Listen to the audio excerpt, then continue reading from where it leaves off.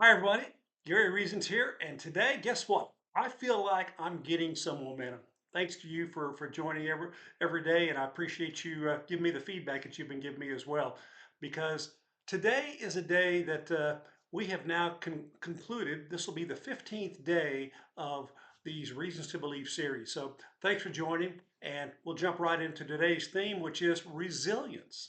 Yeah, that's resilience is something that we need to talk about here because resilience isn't about avoiding adversity. You know, what it really is, it's about responding to it because things are going to go wrong and you have to be able to bounce back. And that's really what we're trying to dig into today. So when you talk about being resilient, you're talking about things that you have to do because something had already occurred. Now, so some of the championship teams and strong leaders, I've found don't panic when things are really going wrong. They simply adjust and they stay grounded and they keep moving forward. So, how leaders respond under stress, that does set the emotional tone for everybody else. And that can be a good thing or a not so good thing, depending upon the situation. But pressure does expose your pressure preparation. So, you have to be resilient in your approach to things and doesn't take away your preparation because you need to be able to prepare. So let me go over a couple of things today. Our first truth for today is talking about adversity, and it often reveals leadership. That's right. So how leaders react can shape the culture. Reaction shapes culture. That is something that you have to think about under resiliency. And then calm creates confidence. Think about that. When you're calm and you approach things in a very thoughtful way, you're going to be more confident, a lot more.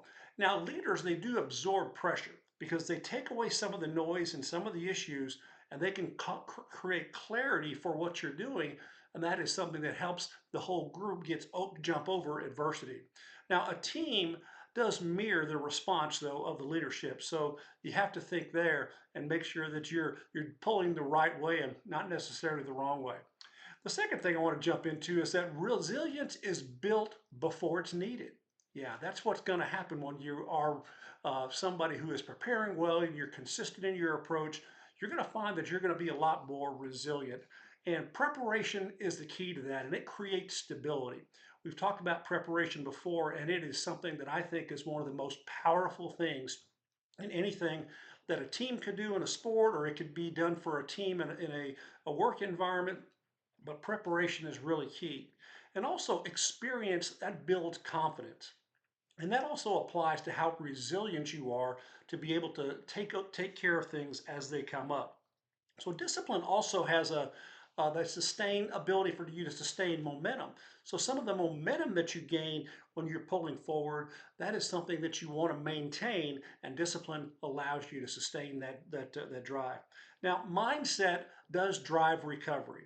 So you have to have a strong mindset, and even if you get off course a little bit, you're going to be resilient enough to come back, and that's what we're talking about here: how to recover. So pretty simply, resiliency shows up everywhere, and it is something that is a strong tool for you if you are adhering to some of the other principles. So resilience isn't toughness. It's not about that. It's about readiness. And readiness is really the key here because you're ready because you've been prepared. Well, thanks for joining for this Reasons to Believe moment. And I'd like to ask you to please like and subscribe on YouTube. And if you're there, and I'll see you guys again soon. Take care, everybody.